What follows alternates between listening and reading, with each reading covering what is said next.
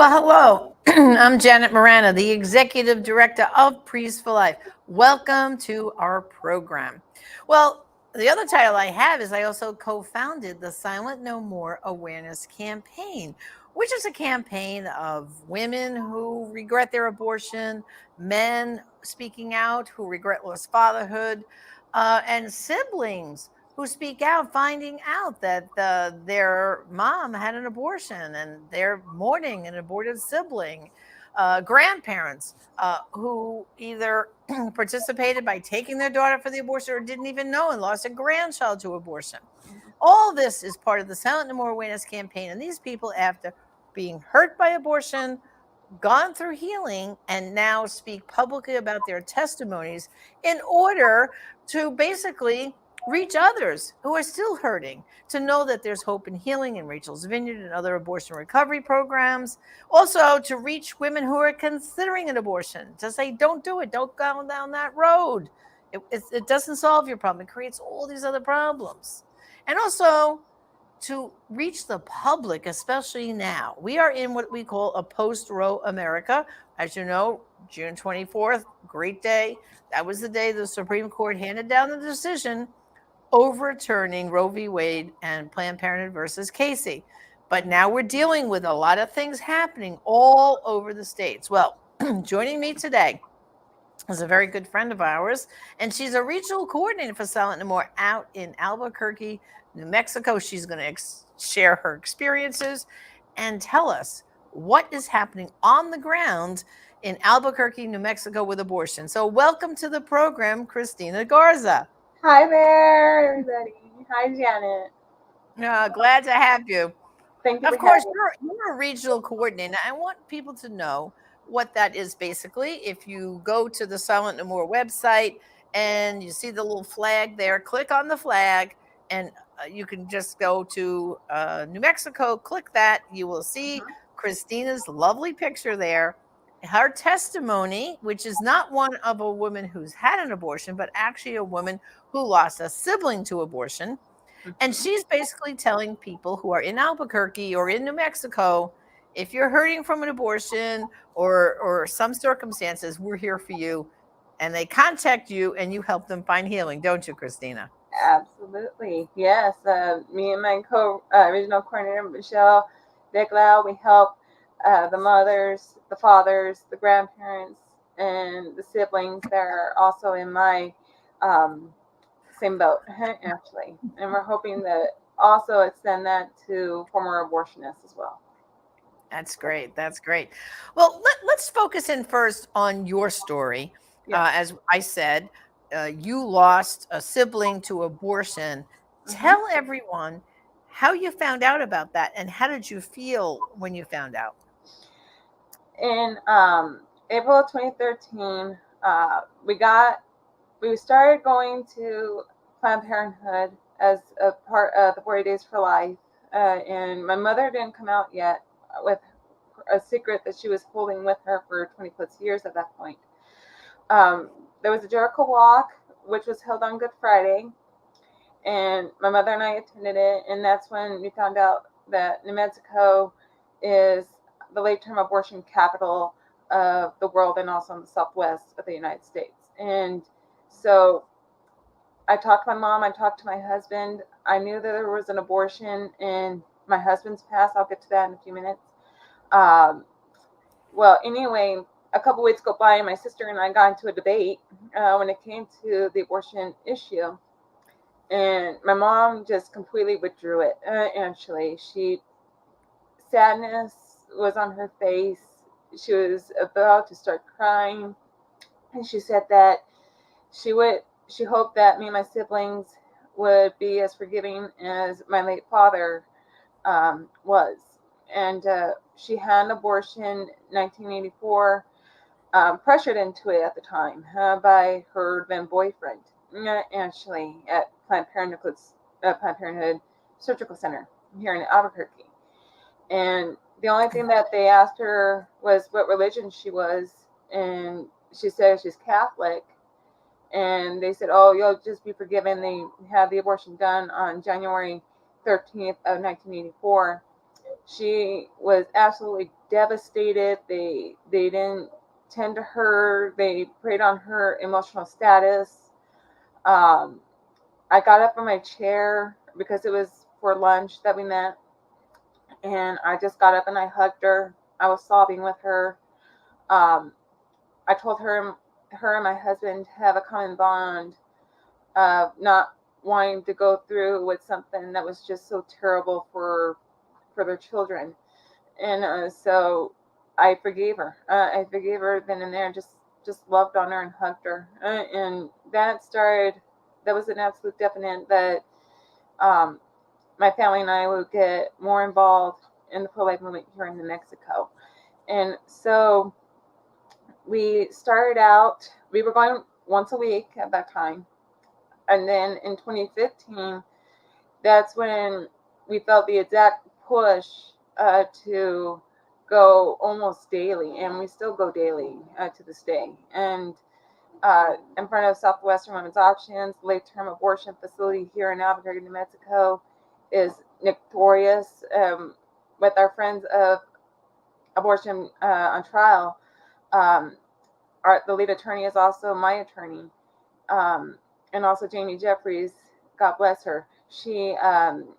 We are exposing the abortion industry for what it is, actually, and for what it has done to the women here in New Mexico, and also national, and also overseas. Now, with your mom, let's just focus on her for another minute. Did she then attend an abortion recovery program at all? Were you able to help her find more peace about the situation? Okay, that's a very good question. Yes, back in 2013, she just kept on saying like God has healed her. She's an absolute sweetheart, but she just kept on saying she was healed. She was healed, but the reality was she was not healed. Actually, she didn't receive healing yet, and I kept on. Yes, I was encouraging her, but I also was telling her she needed to go, she needed to go, but she was not yet ready, actually. And so what I decided to do was, yes, I continue to encourage her, but I also forgot one major thing that I needed to do, which was to pray for her, right? And well, it wasn't until she saw Unplanned in 2019, because the exact same scenario, she was dropped off at Planned Parenthood, like Abby Johnson was by her first husband, and had the abortion done. It was just left there. And so it wasn't until she saw that exact scene that she finally said, okay, I'm ready. I'm ready to go. So, yes, both her and my husband and I, we attended Rachel's Vineyard together in the summer of 2019, where we did receive healing. Yes. That's fantastic, because when you think about it, you know, your mom, she regrets her abortion now and she went through healing. You, of course, regret and mourn your aborted sibling. And then your husband Yeah. regrets his lost fatherhood. But let's talk about your husband just for a minute, too, Yeah. because you had told me he didn't want the abortion. So tell us about his story a little bit. Okay. Well, it happened in 2006. This was 3 years before Ken and I met, and Ken is my husband. Now almost 13 years. Well, we got into the car. We just got engaged, and he told me about it. What happened was is that yes, he was engaged prior to me, and um, she wanted the abortion done. She just woke up one day random and wanted the abortion done at 16 weeks. Well, he would argue with her. He would tell her, you don't have to, you could sign your rights away. I can raise this child on my own. You don't have to have the abortion. Um, he was doing everything he could in a father's standpoint to keep his child from dying in the abortion at Planned Parenthood Surgical Center here in Albuquerque. Well, she got up one day. She had a friend that drove her to the Planned Parenthood Surgical Center here in Albuquerque. They argued right after he found out what she was there for. We found out that later because he did walk into Ken's place of employment at the time and apologized. she she went through with it those 2 days, and because it was a 2 day procedure. Um, well, she did reach out to us in 19, just 2 3 days after my husband celebrated his birthday in February, and she said she was sorry that she hurt him, but unfortunately, she still stands by her decision to have an abortion on Jacob at 16 weeks, and she still is very much a pro-abortion advocate. Where with me, I've been more supportive to Ken, and that's why I signed in 2017 his certificate of life for little Jacob, and so I'm his adopted mother, by spiritually, yes. Right. And when you think about it, Christina, June 24th, we had the overruling of Roe v. Wade and Planned Parenthood versus Casey. Mm-hmm. And I the thing that struck me most that day was how many of these children would be alive today because, like his girlfriend Yes. probably would not have had an abortion if it wasn't legal. It wouldn't have even entered her mind probably. Mm-hmm. And your husband would have helped her, Yes. and abortion wouldn't even been in the discussion. So there's so many people, like when Roe was overturned, Yes. did he have any reaction about, oh my gosh, if it wasn't for that, my child would be alive, my Jacob would be alive today? Yes, there was an immediate reaction, that uh, because what happened was that when I got the news, um, I was on the sidewalk in front of Planned Parenthood, so it turned into a bittersweet day, but more sweet, actually, um, because like I called him and he just said, "I really wish Roe never happened." My mom said the same thing when I called her. Otherwise, Gabriella and Jacob would still be here, actually, and Right. not that they wouldn't have adopted them out or been a single parent, but they would have still have the children here with us very Yeah. much.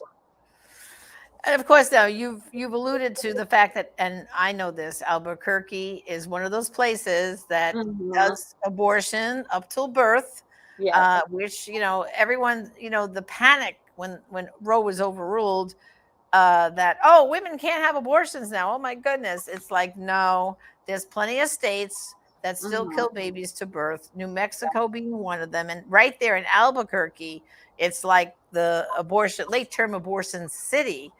Yes. Tell us a little bit about a snapshot of what is going on, because from what I understand, states that have abortion to birth after Roe was reversed, Hmm. they are really amping things up. So tell us on the ground what's going on there.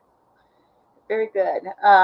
Yes, on the ground we are seeing um, people from Texas. We're seeing people from somewhat California, Arizona, Oklahoma, come here, right, Ashley, and have their late term abortions here at Southwestern Women's Options. The facility is owned by the abortionist Curtis Boyd, actually, and some are actually at Planned Parenthood. I was at Southwestern Women's Options today.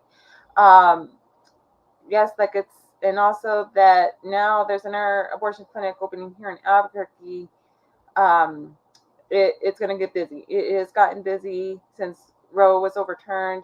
Unfortunately, our governor, um, God pray for her, please, that she is very pro abort. She thinks that it's okay to do this while receiving um, money from the abortion industry and also from Curtis Boyd himself. Very much, they're best friends, unfortunately. But um, yes, and in Mike Seibel's words, actually, that um, Albuquerque is going to be known as the abortion Las Vegas, actually. So forget about the lights. It's going to be, forget about the lights, forget about the casinos. It's going to mainly be abortion facility after abortion facility here, because like it's unfortunately a pro-death state here in New Mexico. Yeah. So basically, as you know, a lot of companies, unfortunately, have come out and said, "Oh, we'll pay for our employees' expenses to go to a Mhm. state where they can kill their babies, have their abortion. And Yeah. so now I would imagine uh, there's going to be a brisk business too of the motels near the abortion clinic, of these women traveling in, young girls Mhm. traveling into Albuquerque to have an abortion. And I bet the parking lot is filled with cars from other states' license plates. I mean, is that what you're kind of seeing on the ground there? That there's like a flood now of people coming into Albuquerque? Yes, yes, I am seeing floods. Actually, towards Friday, that parking lot can get so full up to near 40 women per week. Actually, here at Southwestern Women's Options, like the parking lot will be full, and then there's a road across the street, and they will be parking up along that line and literally walk down that street to get to Southwestern Women's Options. And yes, they would stay at hotels here in Albuquerque. Um, and yes, they are told not to call 911 if anything goes wrong by the abortionist. And so she can literally deliver her baby into the toilet at the hotel or wherever she's staying, unfortunately. But with abortion on trial, thank them because like they do amazing work by also exposing the abortion industry, even Southwest Women's Options. They also um, bring in justice for these moms who have been hurt by Curtis Boyd and his staff, and even at these hotel rooms. Yeah. Well, and that's what I want people to know, that uh, late term abortion is so dangerous for a woman. Uh, Anything like second and third trimester abortions, and in fact, women have died there at Southwestern at the hands of Curtis Boyd. Yeah. And I do know recently there was a judgment against the abortionist was successfully accomplished by abortion on trial and Yeah. the attorneys there, Yeah. uh, that they won a judgment for the family who lost. Uh, I mean, this mother lost her daughter and her grandchild And your in an grandbaby. abortion done at Southwestern clinic there, right? Yes, that would be Keisha in Little Needles, and I was there that morning when she first walked in. Um, I did everything I could, but she she was like she didn't know what to do. She just smiled and just walked on in. It wasn't until August of 2017 that I found out that she passed away. And her mother and her sister were just suffering very much so because that was their daughter, their sister, their niece, and their granddaughter. Um, well, we were just when I got that judgment call from Mike and also the team of Abortion on Trial, it no words can actually say other than justice was served for Keisha and Mavis, and also for the Atkins family. It was just Right. so overjoyed that yes, it taken a while, but justice came, and I do share her testimony all the time on the sidewalk, even with my team under the Cherub Initiative on social media outlets. Um, Reason why is because I don't want anyone to forget what Southwestern Women's Options has done to her and her baby. That's right. And she's not the only woman has that's been injured there. I know there's other cases that are percolating through the courts there, Yeah, uh, because later, as we always say, and I say, every abortion always bad for the baby, but it's always also always bad for the mom.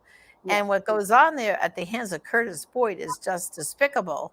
The conditions the women are in, and the fact that people have to realize that late term abortion is a multiple day procedure, yeah, and he has them come and he inserts something to begin dilating their cervix, but then he sends them back to that motel they're staying in nearby. It's yes, not like they're being monitored, you know in a hospital setting or anything. No, go back to the motel, come back in the morning, we'll check you again. They mm-hmm, come back, they check them again, then okay, go back to the motel, you're not quite ready yet. And yes, what people don't realize at that point, anyway, they've already killed the baby. Correct. they've already injected a digoxin on day one into the baby's heart. So Yes. now this mom, she feels that baby, kicking around and then suddenly no kicking. I Yes. mean, it's traumatic. And then she spends 2 more days waiting, for everything to get okay. And like you said, sometimes, unfortunately, the baby will come out in the motel room on them. You know what I Yes. mean? And the abortion clinic's not even there to help them, right? I mean, don't Yes. they say, I've heard, Christina, that they'll say things like, "Oh well, just go to the emergency room." I mean, isn't that what they do? They pawn them off on the emergency room at that point. No. They go and say, don't go to the emergency room. Oh, Don't they call say, "Don't 911. go, don't Yeah, go." don't go. But there are some that are actually smart. That they are. These women are smart. They are, like, when they know something's wrong and something's going to happen, they get to the emergency room. They don't. Um, they go to the emergency room, and that's when it's done there. And then, sure enough, under deposition, they have it under deposition where the abortionists even tell them, do not go to the emergency room because the emergency room cannot handle an abortion procedure. And I find that very unhighly that emergency personnel does not know how to handle helping a mom when she feels something drastically is wrong. I mean, they can take it from one of our fellow pro-life silent no more sisters, Irene, who said the exact same thing.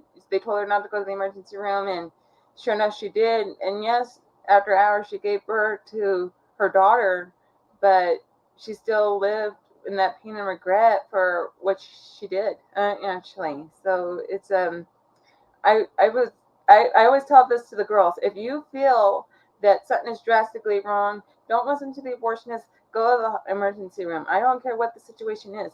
You go, actually, because they know what they're doing. Where compared to the abortionists, they don't know what they're doing. They really don't. They're Right. only for the paycheck. And don't you think, with Keisha Atkins, she probably would be alive today had she sought medical care quicker or sooner, right? I mean, tell us a little bit of what you know about Keisha Atkins. Keisha had gotten sick um, on that first week of February. She concocted sepsis, and she had a high fever. Her mom tended to her. This is from what I know, from what I was told, is that she went back to the clinic because they said come back in the morning. And so she was in that room for 9 hours, and she was pale. Um, they called for an ambulance. She went. They got her to the emergency room. She was unconscious. She was on 100% oxygen. Um, the first words, and no disrespect at all here, but she pretty much said to her mother that she was going to die. So she already knew something really, really wrong was going to happen to her. And so they got her in to do the D&E because the baby was already still in her womb, and the baby was already festering and festering from decay, to my understanding. Um, and so when they went into the evacuation, she went into cardiac arrest. After an hour and a half of trying to resuscitate her, they couldn't bring her back. So yeah, she and baby pretty much died of abortion, actually. So it's to me it's a double murder, and also there's no justification for these actions on treating these women like cattle, in my opinion, when it comes to the abortion industry. Right. And then you say you go out to the abortion mill there in Albuquerque every day, Yes. and you're trying to talk to the women. You've obviously then, because people are coming for late term abortions, you see girls walking in with very visible baby bumps, don't you? Yes, I have seen. I do see it also. Women, they're literally could be as far along. Um, they do abortions here to 32 weeks, and then after that, it's case by case. Actually, I have seen women in their 8th month actually go through Southwestern Women's Options. Luckily, there was a save a couple weeks ago um, from a mom that chose life because she didn't want to go through with it. She received the help that she needed in her hometown.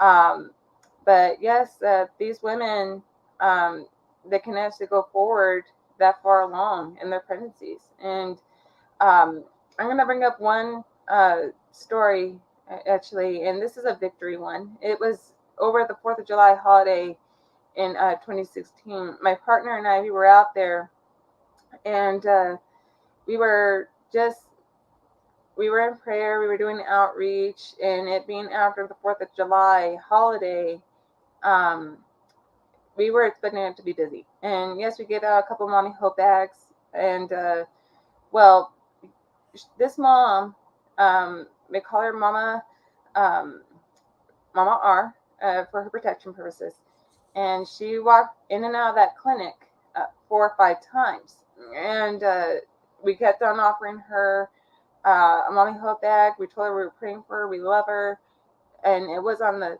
6th time she came out. She got in her cart, and she came all the way from New York, Long Island, and she was a let's see, she was in her early 20s, and she was going into being a single mom because the boyfriend was pressuring her into having this done, and she was 7 months along. Well, my partner went and gave her a mommy bag and was like, no, she wants to talk. Let me go and talk to her. Well, after an hour and a half of talking to her, she finally got the confidence. She finally felt reassured, like, okay, I can be a mom, even a single mom, to my little boy, actually. So she had a premature birth, but she was happy that she does have her little boy with her today. And I do talk to her occasionally. I do just send her texts. I send her phone calls, just to see how her and her son are doing. Um, and from what I gather, she's trying to continue to make a life for her and now her 5-year old. And of course, if people who are in the Albuquerque area, if Yes. you want to get hold of Christina, just go to Albuquerque at silentnomore.com, send her an email, Yes. right? And she will love to put you in touch if you've had an abortion with the healing resources right there in New Mexico. But if we're considering an abortion, but you really don't want to go through with it, she will also connect you with the pregnancy resource and help centers that are right there. That's what people, I think, it's a shame more people don't realize how Mm-hmm. much real help is available. And I'm not just talking about diapers and formula, I'm No. talking about a place to live if necessary, medical care. They'll eventually help them get back into school or get a job. Yes. Right, Christine? I mean, that's the experience on the ground. We're talking about real help, aren't we? Real choice. Yes. Real choices and our wonderful partners with both Silent No More Awareness, New Mexico, and the Cherub Initiative. Um, we have wonderful partners such as the Pregnancy Resource Centers. There is one that is, well, actually, there's a couple that are near and dear to my heart, and I'm happy to speak on them. Um, and that'll be CareNet Albuquerque and also CareNet Santa Fe, um, alongside Ministries, um, Origins, and also Abortion on Trial. We're here for the moms, and we're also here and their babies. And we're also here if they have been injured or even hurt by the abortion industry to bring them justice and also to help them receive the healing also through our healing ministries. That's right. Well, Christina, thank you for joining me today. And we are so privileged to have you as our regional coordinator there on the ground in Albuquerque. And God bless and continue helping women and saving babies. Okay. Okay, God bless you too, Jenna, and thank you for having me Okay. and thank you for all that you do. Thank you. Okay. Thank you. Well, brothers and sisters, you too might know someone who is hurt from an abortion and needs healing. Just go to abortionforgiveness.com. Again, abortionforgiveness.com. Simple search engine, put in your zip code. It will show you where the nearest Rachel's Vineyard and other abortion recovery programs are right in your own neighborhood. Again, abortionforgiveness.com. And also at Priest for Life, we have a beautiful little prayer booklet written by Father Pavone called In the Heart of His Mercy. This has beautiful prayers for those who have been hurt from abortion, moms, dads, siblings. There's about 30 pages of beautiful, beautiful prayers to reflect on. And you can get a copy of this beautiful In the Heart of His Mercy prayer book by going to our online store at prolifeproducts.org. Again, prolifeproducts.org to order In the Heart of His Mercy, and this will bring so many people comfort. Maybe you could order them and your clergy would let them be there in the back of church, because nothing speaks more than to show women who've been hurt from abortion, we're not here to condemn you. We're here to show you the mercy of the Lord. So, In the Heart of Mercy, available at prolifeproducts.org. Well, thank you for joining us on our program today. And remember, brothers and sisters, there are some abortions only you will be able to stop, and some lives only you will be able to save. Thank you again, and join us again next time.